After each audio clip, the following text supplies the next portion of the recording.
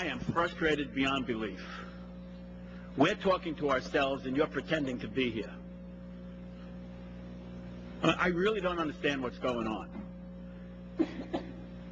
Previous witness said that you guys, as an agency, act like you're deaf, dumb, and blind.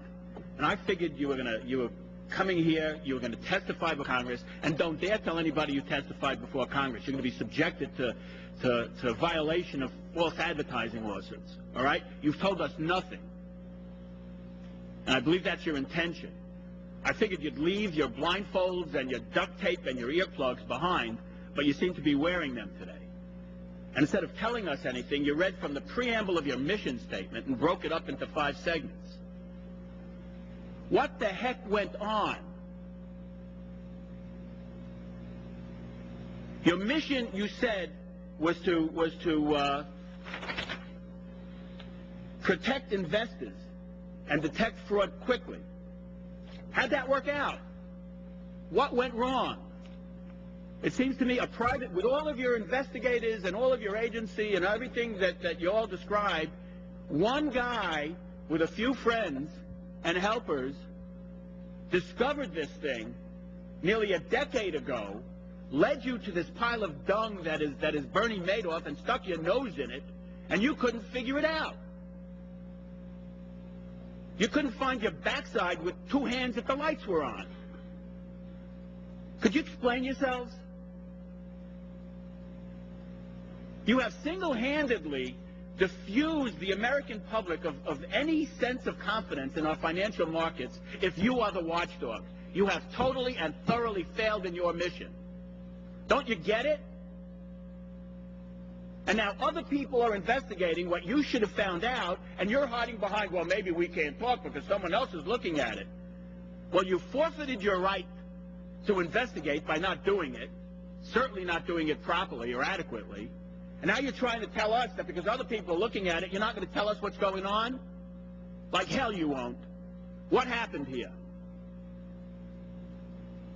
That's the question. Do we start with hear no evil, see no evil, or do no evil? Take your pick.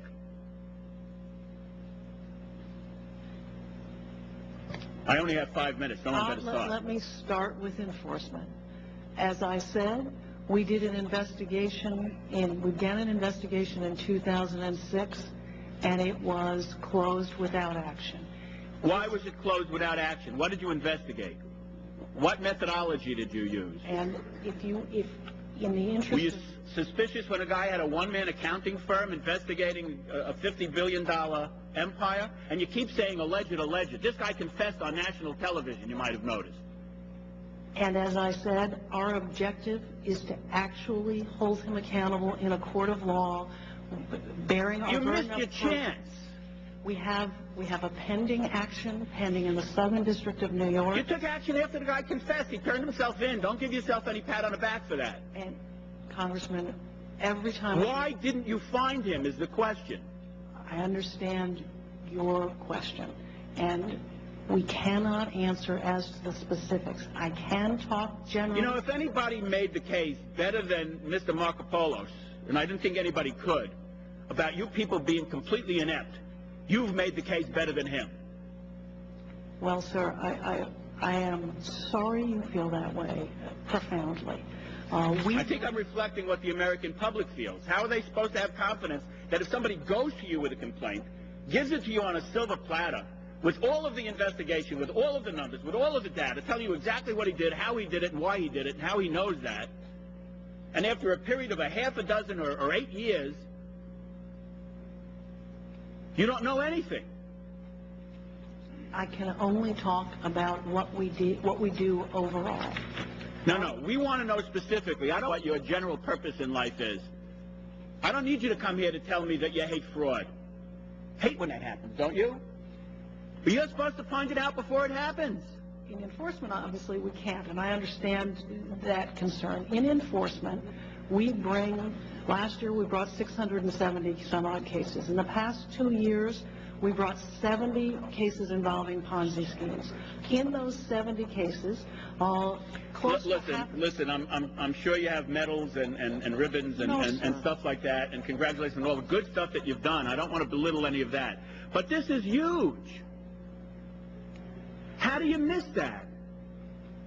And we know that there are mini Madoffs out there. They're starting to surface. You missed all of those too.